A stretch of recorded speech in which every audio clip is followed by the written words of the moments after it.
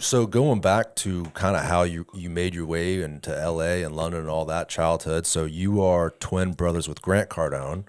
People know, very well who he is. He's made an unbelievable success of himself. He's my punk brother. Yeah. He seems like the one that was always in trouble. I don't know. I just get that vibe that he was always the troublemaker. Maybe I'm wrong. Maybe it was both of y'all. I don't know. Yeah, I just think has a bigger mouth than me. I think that's really whether he did more or less, I'm not sure, but he definitely talks about it a lot.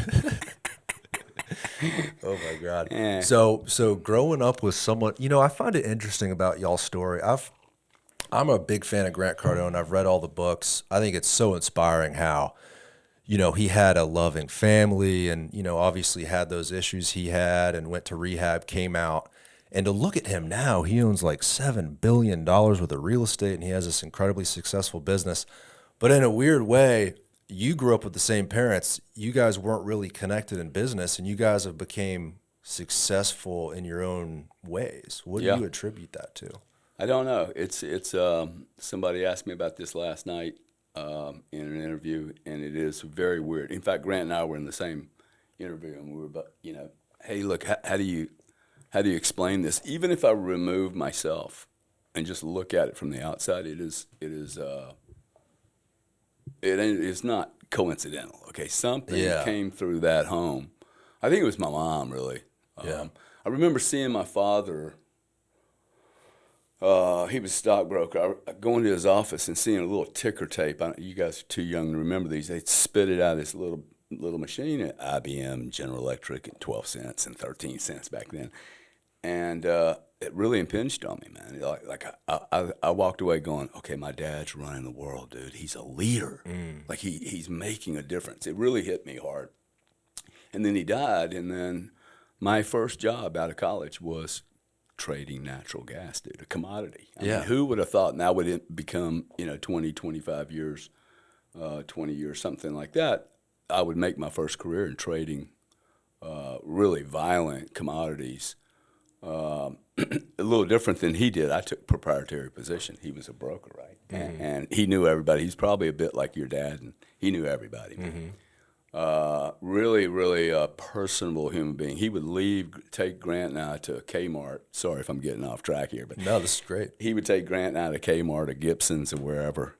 Fucking Lake Charles, Louisiana, dude. Hot as you can imagine. I mean, just smoking hot. More humid than here, if you can believe that. Oh, yeah. Oh, for sure. Yeah. And mosquitoes everywhere, the size of alligators. And he would go into Gibson's, dude, and come, hey, I'm just going in for something.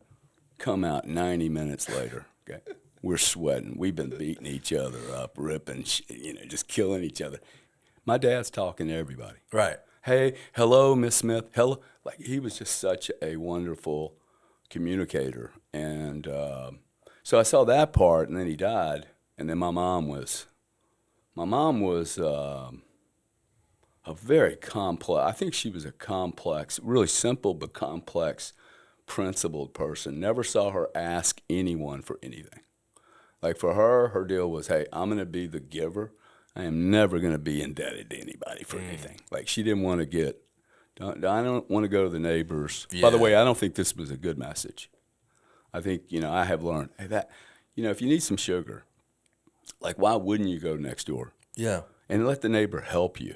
See, she saw it as a flow of, I'm going to be indebted. And maybe that's because she was weak, a woman, 1970s, 60s, okay? Well, it had an incredible tragedy, too. Oh, I mean, and had no money, dude. And how many siblings do you have? 5. Can you imagine? Dude, she had 3 boys, 15 and 10, okay? And 2 daughters. One just got married. So she's got 4 teenage kids, and 3 of them are monsters. Like, we were a lot. And she's trying to figure it all out. She's trying to raise y'all, and then there's the financial issue. The stream of money gets cut off. She's terrified, totally. So that's probably why, she did that. She didn't want to go into debt in any way, even if immediately it was a favor. had to sell the prime home, the waterfront one you were talking about. Which me and Grant were like, "Whoa, that sucks." Yeah. Dude, this 3 acres on a lake. How old were you? 9. Wow. Yeah, it was heavy duty. And you could see the trajectory of our lives change almost instantly. And like we couldn't, by the time we were 15, we were both in a lot of trouble. We were lost, man. We didn't have an alpha dog. Right. We're people that have a lot of energy, and all these kids that are being put on all these drugs and shit. And I'm not a doctor, so I'm not like banging all drugs, but there are 9 million kids on ADHD drugs. They would have done that to us. And I didn't need drugs back then. I needed a boss, dude. I needed a PE coach and teachers that would kick my ass. And the only teachers I made straight A's under were guys that if you walked into the room 1 second late, fuck off, get out of my room. Structure. Structure. I love structure. And I like really strong authority that just doesn't make rules up and go, hey, you're going on an interview and you cannot wear a sweater. Now, the company policy is that we have to wear white shirts. That's dumb. You can't wear jeans.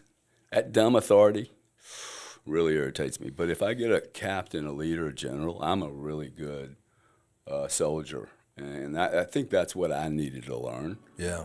My dad wasn't around to do it. If you enjoyed this clip, click here for the full episode and make sure to subscribe. Thank you guys for watching.